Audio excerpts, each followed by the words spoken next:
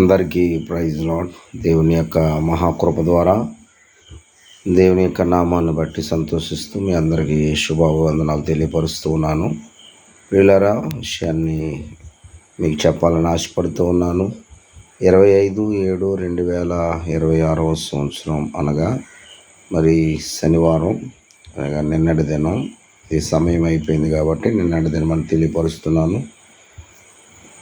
మా వివాహ దినోత్సవం దేవుడు 8 సంవత్సరాలు తన మహా ఉచితమైన కృప ద్వారా సంరక్షించి, ప్రేమించి, ఆదరించి మరి 8 సంవత్సరాల వివాహ జీవితంలో అనేకమైన మరి ఒడిదుడుకులు, కష్ట నష్టాలు ఎదుర్కొని అటుపక్క సేవ పరిచర్య, ఇటుపక్క కుటుంబాన్ని చూసుకోవడానికి దేవుడు ఎంతో సహాయం చేశారు. దేవునికి మహిమ. 8 సంవత్సరాలు మా పట్ల దేవుడు చూపిన కృపను బట్టి మేము చాలా సంతోషిస్తూ ఉన్నాము. మరి దేవుని సేవ కూడా విస్తారంగా అప్పగించడం జరిగింది. అప్పగించిన సేవ పరిచర్య అంతా కూడా ఎంతో నమ్మకంగా చేస్తూ ఉన్నాం. మరి నిన్నటి వివాహ దినోత్సవ దినాన మరి దేవుడు నాకు ఇచ్చిన తలంపును బట్టి ఒక 100 పత్రికలు 100 మంది వ్యక్తులకు పంచి మరి పత్రికా పరిచర్య చేయడానికి దేవుడు ఎంతో సహాయం చేశాడు. మరి అమలాపురం పట్టణంలో ఆయా వీధుల్లో మరి రాత్రి 11 గంటల వరకు మరి ఆ పరిచర్యలో మరి ప్రభు వాడుకున్నారు. నాతో పాటు ఇంకా నా భార్య, అలాగే పిల్లలు, మరొక సోదరుడు కూడా ఏకీభవించారు. అవన్నీ స్టేటస్లో మీరు ఫొటోస్ చూడొచ్చు.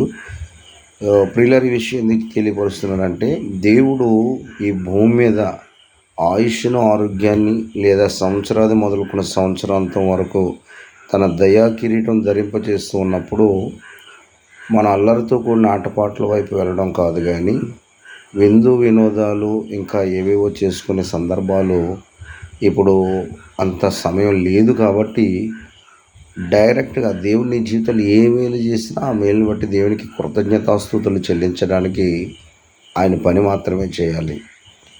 నా జీవితంలో ఏ కార్యాన్ని బట్టి అయినా సరే నేను అతిశయించను, కానీ దేవుని పని చేయడానికి ముందుంటాను. మరి 100 మందికి 100 పత్రికలు పంచడానికి మేము తీసుకున్న నిర్ణయం అదే. మా యొక్క వివాహ దినోత్సవం యొక్క దేవుని యొక్క గిఫ్ట్గా భావిస్తాం. ఆ దేవుని పని చేయడమే మాకు సంతోషం.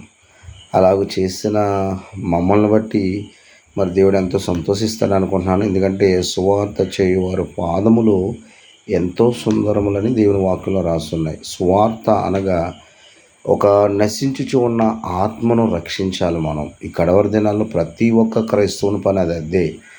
ఓదరగొట్టే ప్రసంగాలు చాలామంది చేస్తున్నారు. చాలా భారీ మీటింగ్స్ జరుగుతూ ఉన్నాయి. ఆ మీటింగ్స్ కానీ, ఆ ప్రసంగాలు చేసే సేవకుల దగ్గర కానీ కేవలం 90-80% క్రైస్తవులే వస్తున్నారు. ఎక్కడో 10% మాత్రమే అన్యజనులు వస్తున్నారు. కానీ ఈ వ్యక్తి to person gospel to everyone అంటే పర్సన్ టు పర్సన్ ఈ పత్రిక ఇచ్చి వారికి దేవుని సువార్త చెప్పడం ద్వారా అది అన్యులకు, క్రైస్తవేతరులకు, దేవుని పిల్లలు కాని వారికి ఇవ్వడం ద్వారా సమాజంలోనికి దేవుని యొక్క సువార్త మరి ఎవరికైతే చేరాలని దేవుడు ఆశిస్తున్నాడో వాళ్ళ దగ్గరికి చేరుతుందని మరి ఈ పత్రికా పరిచయం ద్వారా నేను తెలియపరుస్తున్నాను. కాబట్టి నేను ఈ పని చేయడానికి ఎంతో సంతోషంగా ముందుకు సాగుతున్నాను. మరి పత్రికా పరిచయను ప్రోత్సహిస్తూ ఉన్నవారు ఉన్నారు, కొందరు వెనకాల నుండి ఆర్థిక సహాయం ఇచ్చే వాళ్ళు ఉన్నారు, ప్రార్థన చేసే వాళ్ళు ఉన్నారు.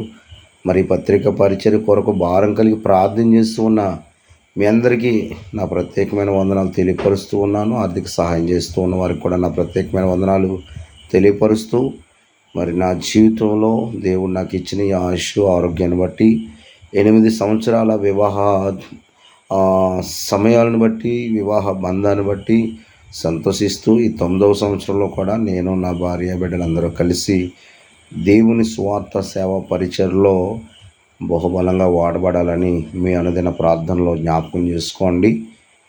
జ్ఞాపకం చేసుకోవడమే కాకుండా ఈ పత్రిక పరిచర్య కొరకు మీరందరూ కూడా ప్రత్యేకంగా ప్రార్థనలు చేయండి. మరి రాత్రులు అనేక ప్రాంతాల్లో, రద్దీ ఉన్న ప్రాంతాల్లోకి వెళ్ళి మరి సువార్త చేస్తున్నాం. కొందరైతే వ్యతిరేకిస్తున్నారు, కొంతమంది ఆటంకపరచాలని చూస్తున్నారు. ఏదేమైనా కానీ దేవుని సువార్త మరి నా ద్వారా జరగాలని నేను దృఢమైన సంకల్పంతో పనిచేస్తున్నాను. మీ అందరి ప్రార్థన సహకారం కూడా కోరుతూ ఉన్నాను. మరి మమ్మల్ని దేవుడు 8 సంవత్సరాలు కాచి కాపాడి 9వ సంవత్సరంలో నడిపించినందుకు ఆ దేవదేవునికి సమస్త మహిమ ఘనత ప్రభావాలు కలుగును గాక. అందరికీ వందనాలండి. ప్రార్థిస్తూ ఉన్న ప్రతి ఒక్క దైవజనునికి, సేవకునికి, విశ్వాసికి, సంఘ బిడ్డలందరికీ, ప్రతి ఒక్కరికి నా హృదయపూర్వకమైన వందనాలు తెలియపరుస్తూ ఉన్నాను. ఆమేన్.